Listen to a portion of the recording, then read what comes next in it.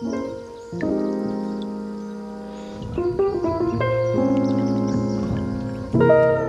I'm David. I volunteer at Switched On Seniors, and I'll be teaching scams in cybersecurity. There are many new scams today, but some of the old classics are phone scams, email scams, and web page scams. Phone scams is where people call you up, they pretend to be someone else, and they could either be trying to get your information or they can be trying to get you to pay them money. Classically, for the phone scams, they might pretend to be either someone from the police, your internet service provider, or from the government, claiming that there's illegal activity on your internet, or you missed your taxes, or you have an option of getting a rebate. When they call you, they won't use your name. They generally won't have any information about you, so it would be as generic as possible. They'll say, "Hi, ma'am or miss or Mr., depending on your voice, because they always respond after you talk first in order to determine your presumed gender. Yep.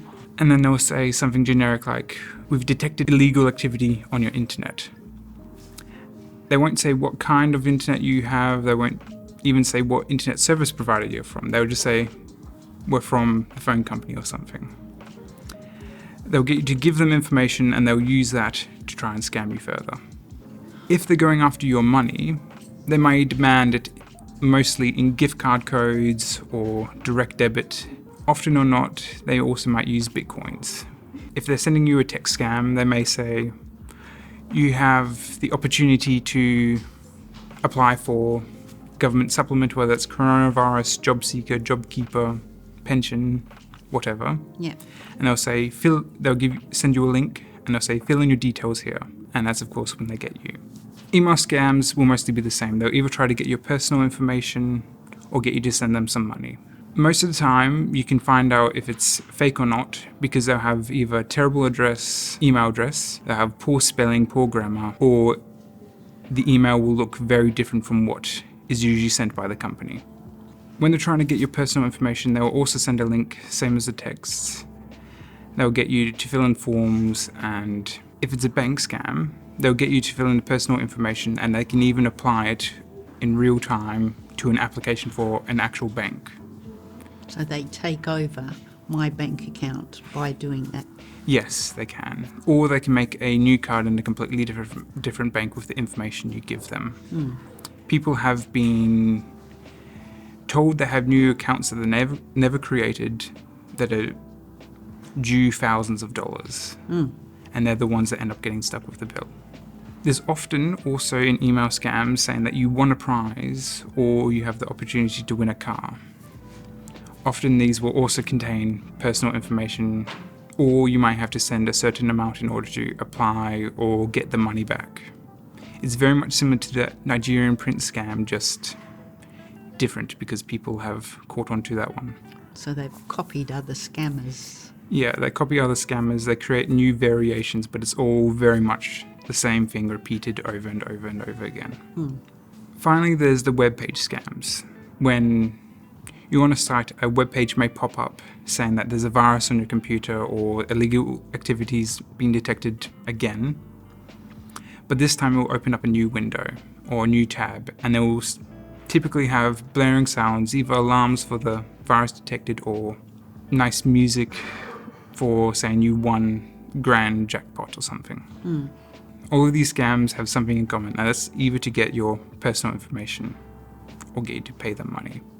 It's all very much the same. If someone asks you for your name, address, bank account details, and you haven't initiated it, you're right to be suspicious. For web page scams, they'll typically have a very strange URL. That is the thing in the top of the screen that says www.google.com. Typically, they may have random assortments of numbers and letters. In the top corner, there will be typically no lockpad. So the lockpad basically means this is most likely a legitimate website. They have to pay an authority to get a certificate, and most of these authorities then check the website to see if it's illegal or if it's a scam or whatever. And the lock is just before the www dot Yes. and the HTTP, and the lock's there. You look for it there. Yes. And it'll either appear there or it won't. If it's not there, then they haven't got a certificate. There's no one there saying this is not a scam site. Some websites that are legitimate don't have the lock, but the vast majority of them do. These days, scammers do whatever they can to get you to pay them money, or whatever they can to get your information in order to steal money from you. Some very smart people have been hacked, so most of the time you shouldn't be ashamed to ask for help if someone has scammed you. There's a lot of different agencies that can help you. Typically, you might want to call the police if you're sure that they've either stolen your identity or they've stolen directly from your bank account. You can call the banks. Most of the time they'll be sympathetic to you. Some people whose jobs it is to catch these scammers have also been scammed, so you shouldn't be ashamed of yourself if you've been caught up in this. These scammers have very intelligent ways of getting you to give them what they want. There's nothing to be ashamed about. And lots of practice. Yeah. They don't need to get every 1 in 100 people. As long as 1 in 1,000 get caught by them, they're happy.